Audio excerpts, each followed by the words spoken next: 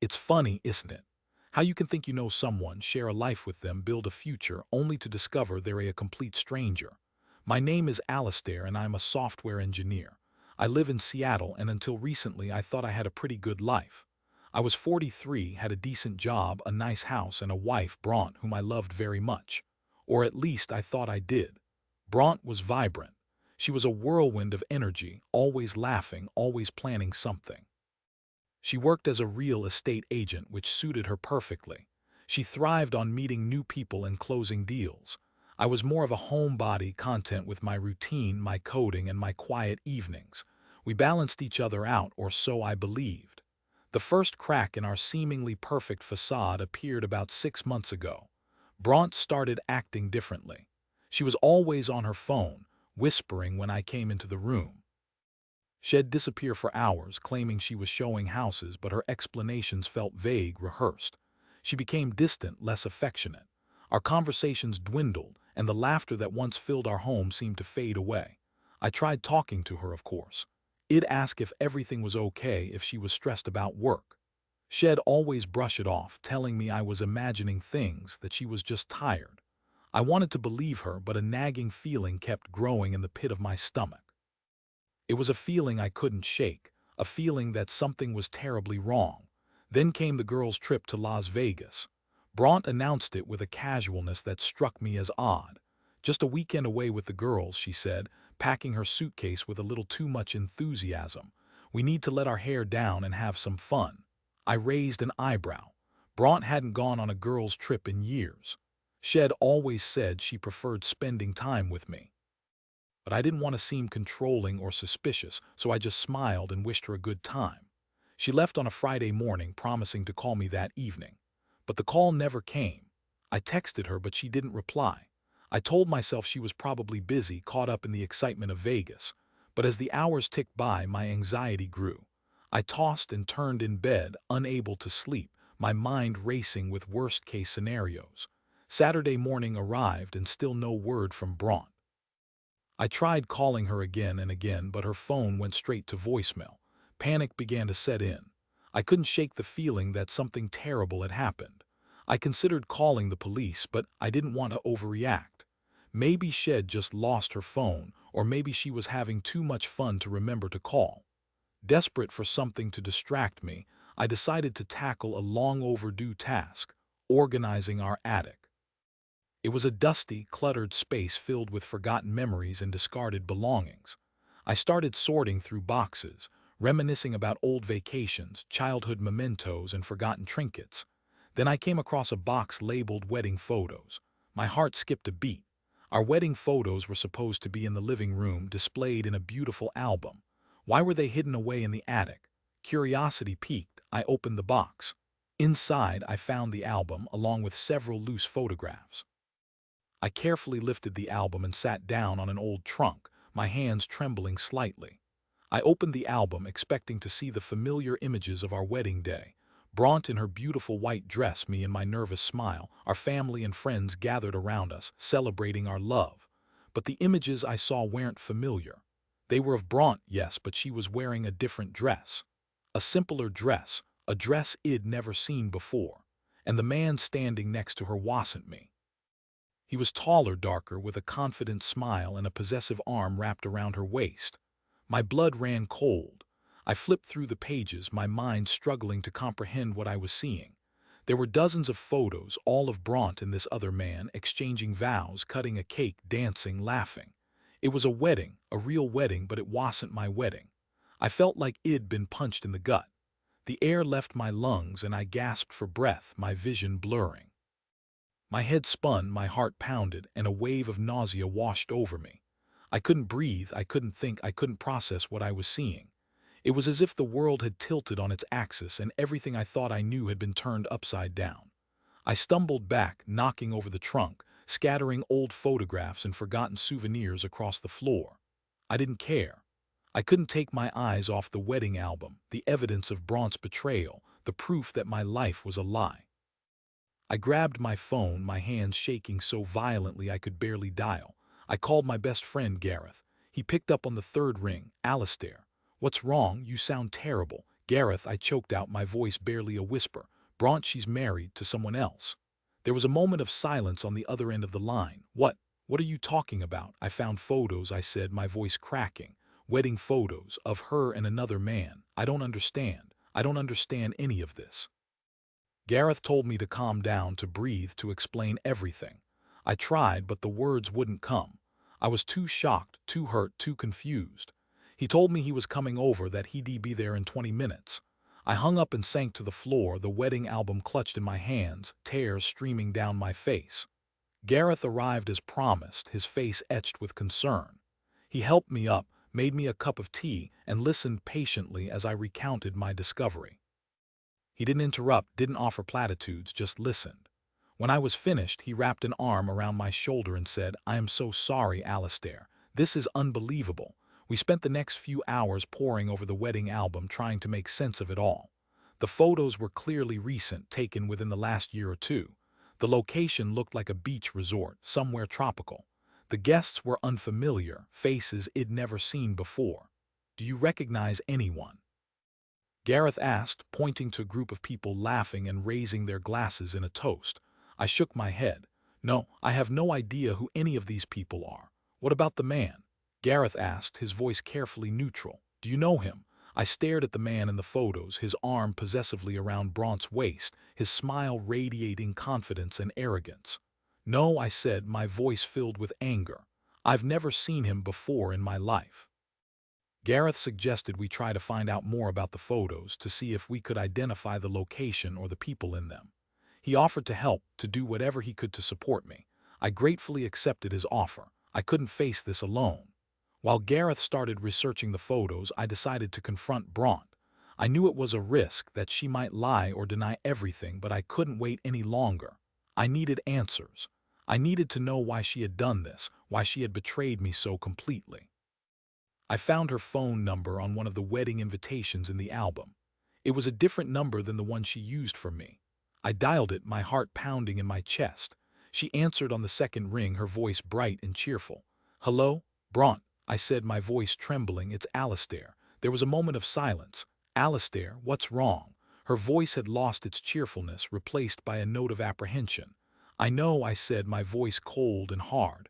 "I know about the wedding." I could hear her gasp on the other end of the line.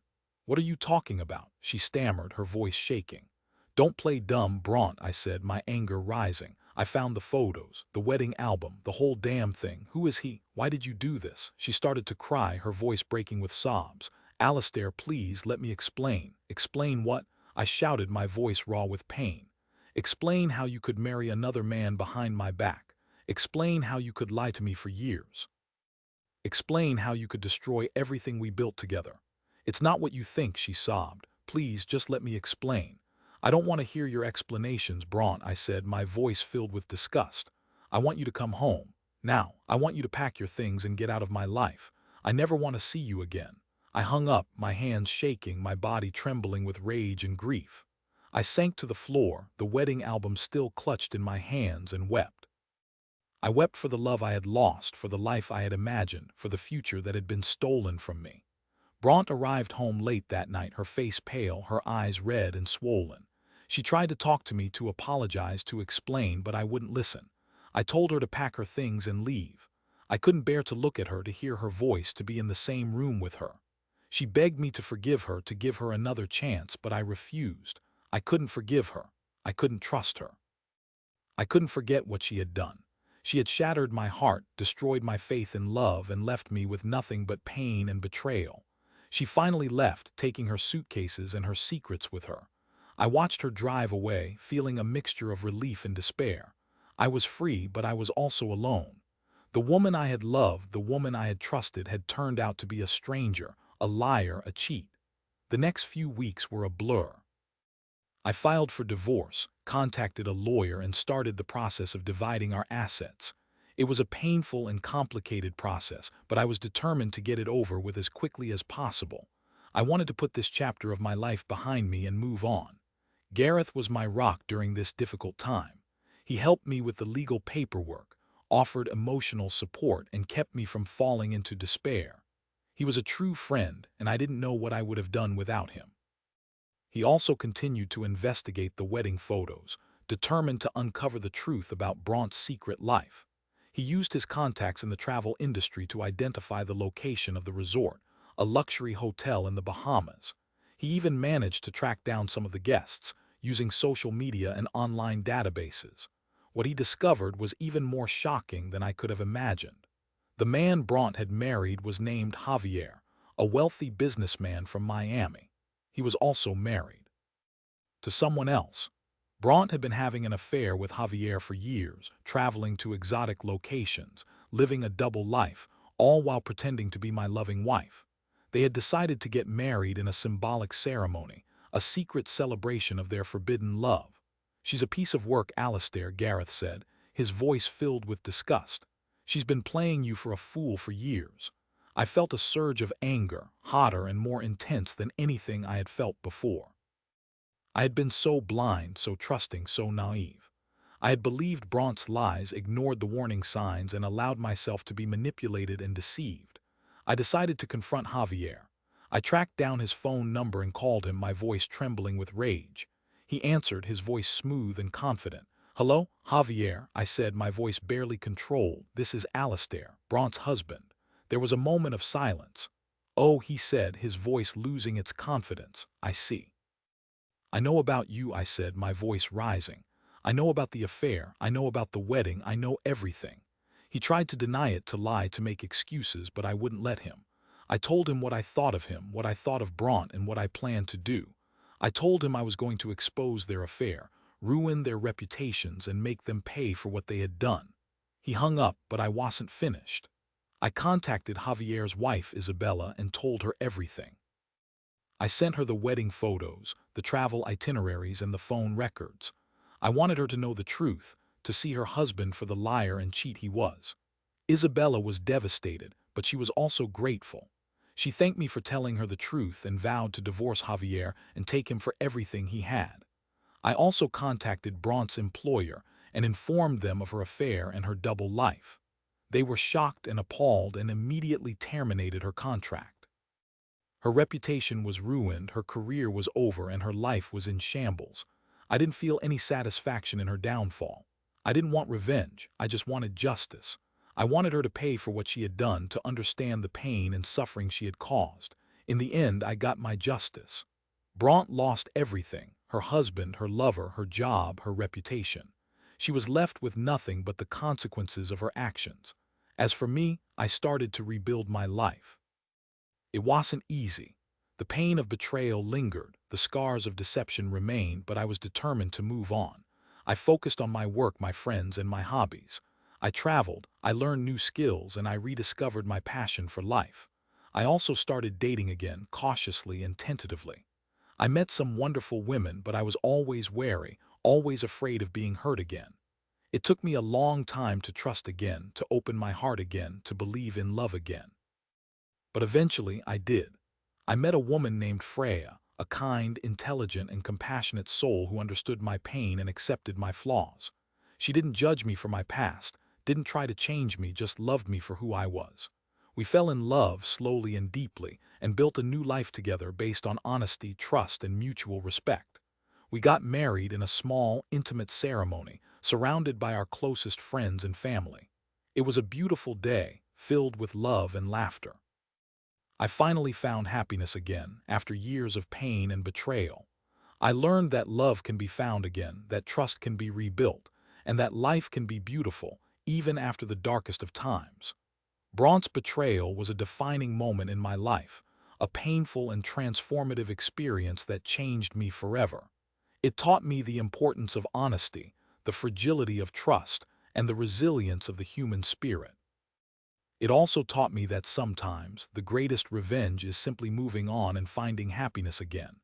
Looking back, I realized that Braunt's affair was not a reflection of my worth, but a reflection of her own insecurities and flaws. She was a broken person, seeking validation and excitement in all the wrong places. I was just a casualty of her own self-destructive behavior. I don't hate her. I don't pity her. I just feel indifferent. She's a part of my past, a chapter I've closed, a lesson I've learned. I've moved on and I'm never looking back. So if you're reading this and you're going through a similar experience, know that you're not alone. Betrayal is a painful and devastating experience, but it doesn't have to define you. You can survive it, you can heal, and you can find happiness again. Just remember to be honest with yourself, to trust your instincts, and to surround yourself with people who love and support you. And never ever give up on love. It's out there waiting for you, ready to heal your heart and fill your life with joy. Trust me, I know. I've been there and I've come out stronger on the other side. This story is a journey through Alistair's shattered reality when he discovers his wife Braunt's secret marriage during a girl's trip to Vegas. The narrative captures his initial disbelief, the agonizing confrontation, and the subsequent unraveling of Braunt's double life. Alistair's pain is palpable as he navigates divorce, betrayal, and the shocking revelation that Braunt's affair partner, Javier, is also married. The story culminates in Alistair exposing the affair, leading to Braunt's downfall and Javier's wife's liberation. Ultimately, it's a tale of resilience, healing, and finding love again with Freya, proving that betrayal, while devastating, doesn't have to define one's future. Remember, dear reader, even in the darkest moments, the strength to rebuild lies within you. Don't lose hope.